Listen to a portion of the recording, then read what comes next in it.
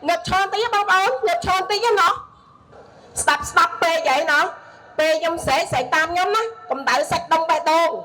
vừa dương nè xả chip vừa thật bự bê đôn dương ọt ở một mồm ọt thằng mồm tê từ một tùm lúc bánh hạ ba này của bánh hạ sọc dương đi to tăng mũi nẹ miền nát to tăng mũi nẹ miền lôi chẳng mẹ nướng thoa mà đá cứ dương miền là môi cốt dương xẹt tay khía xa mà kia phiếp khía tùm lúc cho môi nẹ miền nát nẹ miền lôi tặng ngọc nâng chà bê nhom sẽ thá nơi bê đã sạch ở bó chương dương sẽ tam nhom chẳng chẳng ấy nhom vậy mà mắt thì dương chọc chờ nhom chọc thì dương vậy vậy nè nơi bê đã sạch ở bó chương trời ban kê làm lốtត្រូវបានគេរំលោភ រួមគ្នាឡើង រួមគ្នាឡើង តបវិញអូយនិយាយលឺទេកុំនិយាយស្រែកបែបលក្ខណៈនិយាយស្រែកចេញពីបេះដូងហើយផ្ញើសារទៅអ្នកមើលយើងថាណែបានទេបេះដូងពួកនេះមិនតិចទេតែដូចជំងឺផ្ដាសាយធ្វើឲ្យអ្នកនឹងហ្នឹងត្រូវតែដេកទួលបានចឹងស្រែកឲ្យលឺបងប្អូនស្រែកមិននិយាយស្រែកចេញពីបេះដូងណាកម្ដៅបេះដូងនៅពេលដែលសិទ្ធិរបស់យើង នៅពេលសិទ្ធិរបស់យើង ត្រូវបានគេរំលោភ ត្រូវបានគេរំលោភ រួមគ្នា រួមគ្នា ក្រោកឈរឡើង ក្រោកឈរឡើង តបវិញ តបតវិញ ចាអរគុណច្រើនដោយសេចដងបេះដូងណាព្រោះ139ឆ្នាំហើយការរំលោភពៀនសិទ្ធិរបស់យើងអត់ចប់ទេហើយវាមានតែទំនើបទៅកាលពីមុនគេមិនតាន់មាន Facebook គេមិនតាន់រំលោភពៀនយើងតាមរូបភាពផ្សេងឥឡូវវាមានបច្ចេកវិទ្យាកាន់តែទំនើបគេរំលោភសិទ្ធិរបស់យើងក៏កាន់តែអាក្រក់អាក្រៃហើយគេចេះលៀបពណ៌គេចេះបង្វែរសាច់រឿងទៀតចាក់ដូចករណីណាកាមិនអញ្ចឹងគេចេះបង្វែររឿងទៅជារឿងវិវាទការងាររឿងញុះញង់ជាដើមប៉ុន្តែខ្ញុំចង់សកាត់ធ្ងន់ទៅលើរឿងហេតុអីបានយើងត្រូវចងក្រងសហជីពហើយហេតុអីបានគេមិនចង់ឲ្យយើងចងក្រងសហជីពព្រោះពួកតកែអ្នកមានលុយអ្នកមានអំណាចគេមិនចង់ឲ្យយើងចងក្រងសហជីពទេហើយសួរថាយើងជាវណ្ណៈអ្នកធ្វើការហេតុអីបានយើងត្រូវចងក្រងសហជីពទី1យើងឃើញថាក្នុងនាមយើងជាកម្មករត្រូវបានគេរើសអើងមែនទេបងប្អូនស្រីចា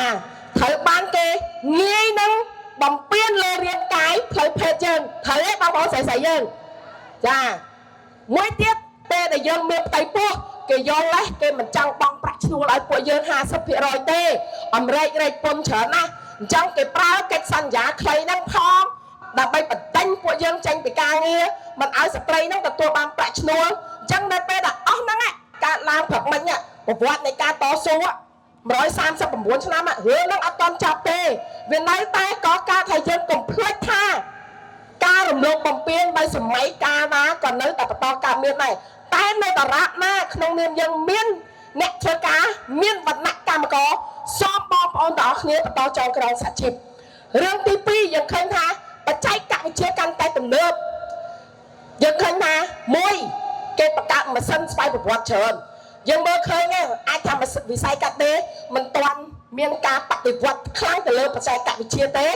ឬក៏ម៉ាស៊ីនទេប៉ុន្តែបងប្អូនកម្មករយកចិត្តនៅក្នុងផ្នែកចំណីអាហារផ្នែកសេវាកម្មនៅខាងផ្នែកផ្សេងទៀតទៅថ្ងៃអនាគតការប្រើប្រាស់នៅម៉ាស៊ីន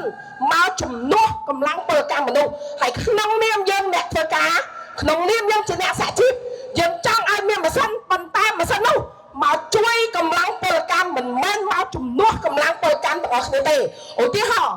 បងប្អូនកម្មករសំណង់គាត់លើក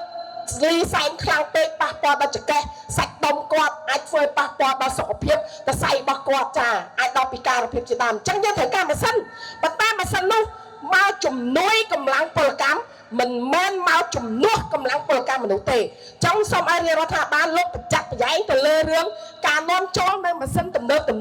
ហើយការនាំចូលម៉ាស៊ីនទេសោតមានការបញ្ចុះពន្ធទៅឲ្យអ្នករកស៊ីទៀតអញ្ចឹងយើងកម្មករនេះវាគ្រាន់តែជា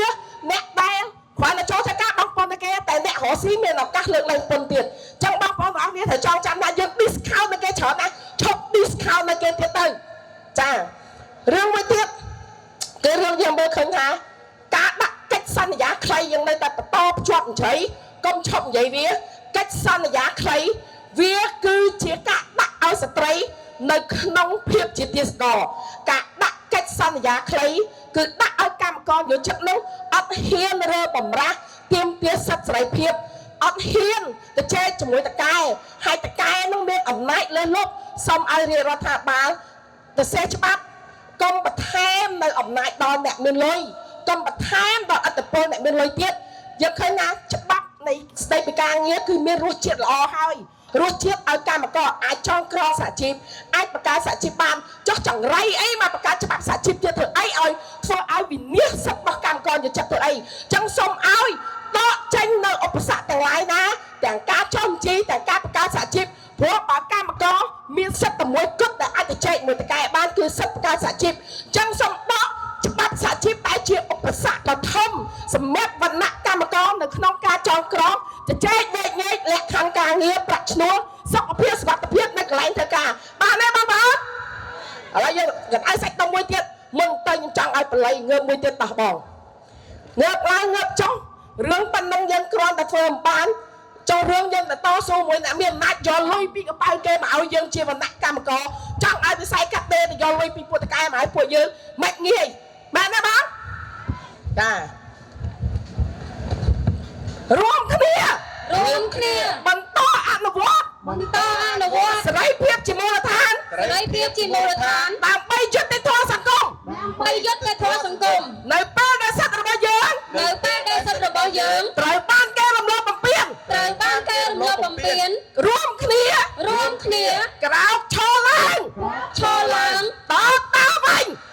តវិញចាអរគុណច្រើនអបអរសាទរទិវាពលកម្មអន្តរជាតិខួបលើកទី139ឆ្នាំ2025រួមគ្នាបន្តអនុវត្តសេរីភាពជាមូលដ្ឋានដើម្បីធានាយុត្តិធម៌